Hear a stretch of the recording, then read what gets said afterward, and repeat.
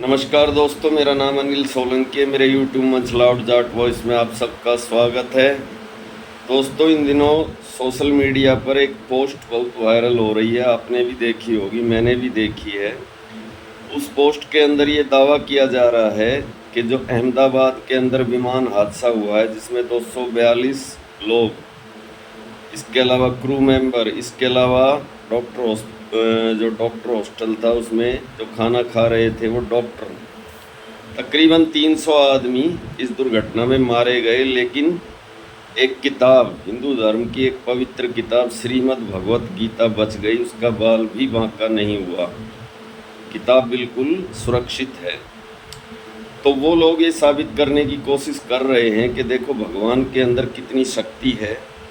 जो भगवान ने अपनी किताब को बचा लिया और उसी भगवान ने 300 आदमियों को मरने के लिए छोड़ दिया। मेरी बात हो सकता है आपको अच्छी ना लगे, कड़वी लगे, और हो सकता है मेरे को गालियां भी दो।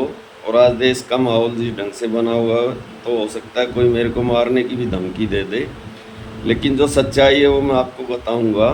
2013 की बात है। 2013 के अंदर केदारनाथ के अंदर एक बहुत बड़ी त्रासदी हुई थी। हजारों आदमी मारे गए थे और उनकी लाशें भी नहीं मिली थी। इतना ज़्यादा एकदम से सैलाब आया था पानी का, कहीं ग्लेशियर फटा या कोई झील फटी और पूरे शहर के शहर बह गए थे और हजारों आदमी लापता हो गए थे। उनकी आज तक लाश भी नहीं मिली, जो वहाँ पे तीर्थ यात्रा करने गए थे, भगवान के दर्शन करने गए थे। तो उन्हीं दिनों की बात है, मैं एक दिन टीवी देख रहा था, एक आदमी जो वहाँ से जिंदा बच के आया। जब मैंने उसकी वो कहानी सुनी जो उसने खुद बताई टीवी पे, वो कहानी अगर आज भी मैं उसको सोचता हूँ तो मेरे रोंगटे खड़े हो जाते हैं।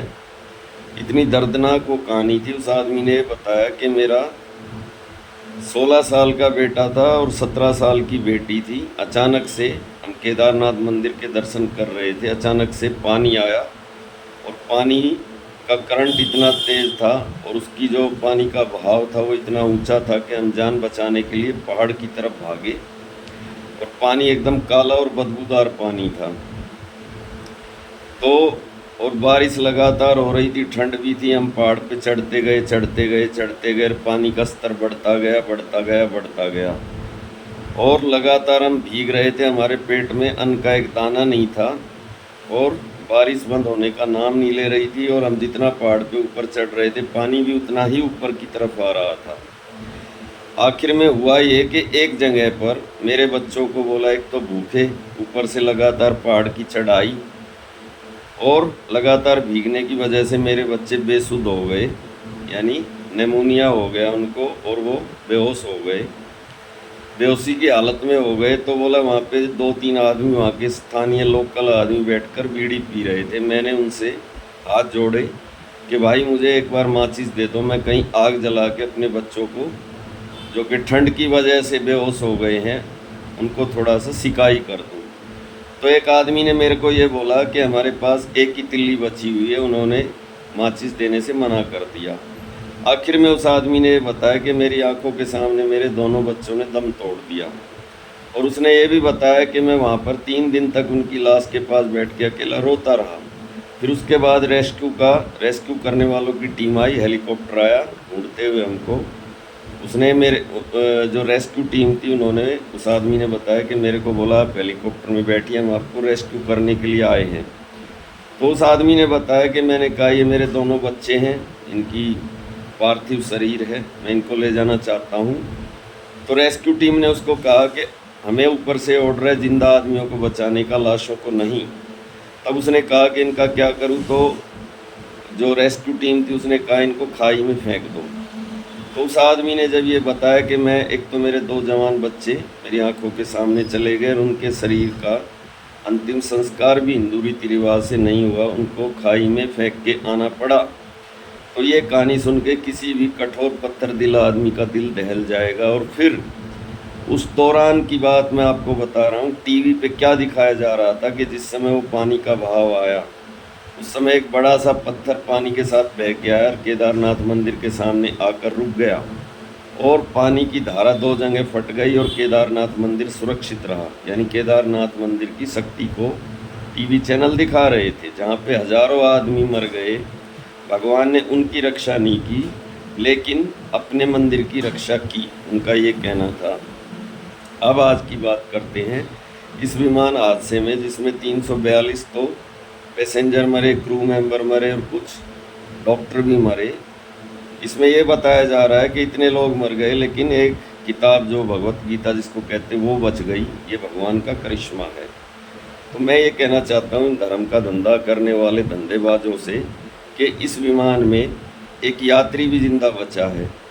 अगर भगवान है, सचमुच भगवान है, भगवान की कोई शक्ति है, तो उस शक्ति को मैं इस रूप में देखता हूँ कि जहाँ 242 आदमी जिनकी की लाश भी पहचान में नहीं आ रही, बिल्कुल भुन गए, अंदर मांस के लोथड़े बन गए, उसमें एक आदमी जिंदा बच गया। और ये वो शक्ति है जिसकी वजह से भगवान को मानते हैं, माना जाता है। मंदिर सामने आने पे अपने आप ही उसके सामने सिर झुक जाता है, हाथ जुड़ जाते हैं। तो धर्म का धंधा करने वालों से मेरी ये रिक्वेस्ट है कि ऐसी बातें अगर आप करोगे तो लोगों का धर्म पे से विश्वास उठ जाएगा कि एक किताब बच गई और इतने सारे आदमी मर गए। ऐसे ही केदारनाथ में भगवान ने अपने आप को बचा लिया, लोगों को मरने के लिए छोड़ दिया। तो पिछले जो 10-11 साल में हमारे देश में धर्मांधता आई है, ऐसे बहुत सारे धर्म हैं जिसमें हमसे ज़्यादा धर्मांधता है, जो जरा सी बात पर सर कलम करने की धमकी देते हैं, आदमी को मार देते हैं अगर उनके धर्म के बारे में कोई गलत सलत टिप्पणी करे तो। ये चीज़ अब हमारे धर्म के अंदर भी आ गई है। उन आदमियों का दिल कितना बड़ा पत्थर दिल इंसान है वो, जो ये बात पोस्ट डाल रहे हैं, जिनको 242 आदमियों के मरने का दुख नहीं है, किताब भगवत गीता के बचने की खुशी है। उन आदमियों की मानसिकता को आप समझ सकते हैं कि वो किस मानसिकता के लोग हैं। तो भाइयों, हो सकता है मेरी बात अच्छी ना लगे, कड़वी हो, लेकिन कड़वी बात कहनी बहुत ज़रूरी होती है। आप खुद सोचिए कि अगर यही धर्म है जहाँ पे जिंदा इंसान बिल्कुल भुन गए चने की तरह, उनकी लाशें भी डीएनए के द्वारा पहचानी जाएंगी, परिवार के परिवार ख़त्म हो गए। ऐसे भी लोग थे जो पूरा परिवार यात्रा कर रहा था, उनके मरने का दुख लोगों को नहीं है, भगवत गीता के बचने की खुशी है। तो मेरे भाई, भगवान भी इंसान के लिए ही है और हर इंसान के अंदर भगवान होता है। ऐसे समय पर ऐसी बातें करना, ऐसी पोस्ट डालना, इससे तो मुझे लगता है कि धर्म की हानि होगी, धर्म का लाभ तो होगा नहीं। जिस आदमी के अंदर जरा सी भी सामान्य बुद्धि है वो भी ये बात सोचेगा कि ये कैसा भगवान है जो अपनी एक धार्मिक पुस्तक को तो बचा लेता है, इंसानों को मरने के लिए छोड़ देता है। मैं आपका भाई अनिल सोलंकी इसी के साथ आज का वीडियो समाप्त करने की इजाज़त चाहता हूँ। वीडियो कैसा लगा कमेंट करके बताएं। अगर वीडियो अच्छा लगा तो अपने ग्रुप में शेयर करें, लाइक करें, कमेंट करें। और जो भाई अभी अभी मेरे चैनल से जुड़े हैं वो चैनल को सब्सक्राइब करें। धन्यवाद भाइयों, आप सबका दिन शुभ हो।